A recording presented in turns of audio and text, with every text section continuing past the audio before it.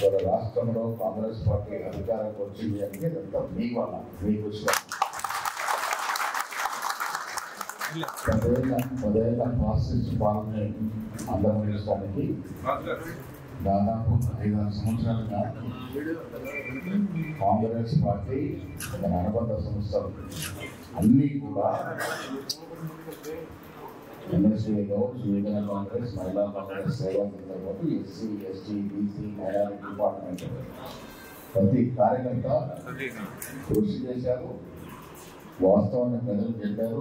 కేసీఆర్ దోపిడీ గురించి వివరించారు కాబట్టి ఆనాడు పీసీఆర్ రేవంత్ రెడ్డి గారి నాయకత్వంలో, బట్టి గారి నాయకత్వంలో ప్రభుత్వం రావడం జరిగింది.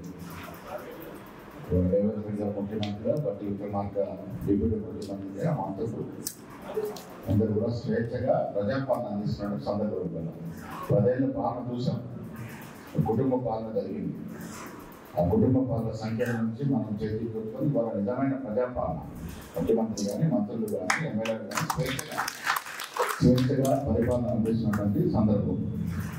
ఇది కాంగ్రెస్ పార్టీలో సాధ్యపడుతుంది. ఏ రీజనల్ పార్టీ వల్ల సాధ్యం కాదు. మళ్ళీ చెప్తా వల్ల మీ అందరి కృషి వల్ల ఇవాళ అధికారంలోకి వచ్చాం.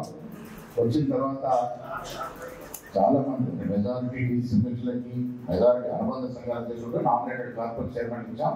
ఇంకా డైరెక్టర్లు, బోర్డు మెంబర్స్ ఇవ్వాల్సి ఉంది. అది కూడా త్వరలో పూర్తి చేస్తాం. ఇవాళ ఈ సమావేశం ముఖ్య ఉద్దేశం పెద్దలు గవర్నర్లు రాజు గారు చెప్పినారు. ట్రైబల్స్ ప్రముఖ స్థానం కాంగ్రెస్ పార్టీలో. అది ఆనాడు ఇందిరాగాంధీ కావచ్చు, రాహుల్ గాంధీ గారు కావచ్చు. ఎస్సీ, ఎస్టీలకి ఈ మహానాయకులు ఇచ్చినటువంటి ప్రాముఖ్యత ఇంత అంతా కాదు.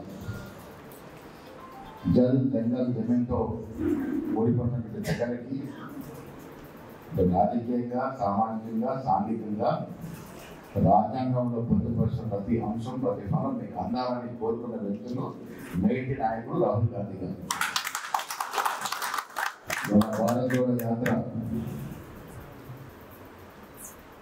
వేల కిలోమీటర్లు తిరిగినప్పుడు వారికి వచ్చినటువంటి ఎంతో మంది ప్రజలు, రకరకాల ప్రజలను కలిసినారు.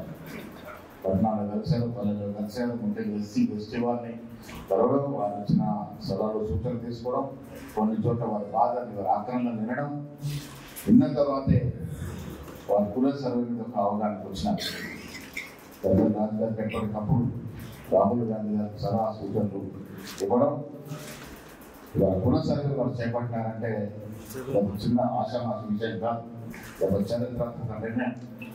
ఆ నిర్ణయం తీసుకోవాలంటే నాయకత్వ పటిమతో పాటు ధైర్యము, దమ్ము ఉన్న నాయకుడు కావాలి. ఆ దమ్ము, ధైర్యం వ్యక్తి కాబట్టి ఇవాళ కుల సర్వేకి చేపట్టినారు. మన రాష్ట్రం ఒక మడుగు ముందుకేసి క్యాబినెట్లో పెట్టడం, జీవోగా తీసుకురావడం, అసెంబ్లీలో ప్రవేశపెట్టడం, చర్చ జరగడం, బిల్లు రూపంలో తీసుకురావడం. ఇలా కుల సర్వే జరుగుతూ ఉంది. సంపూర్ణంగా కుల సర్వే జరుగుతూ ఉంది. ఇది రాహుల్ గాంధీ గారు క్రెడిట్ పోతుంది.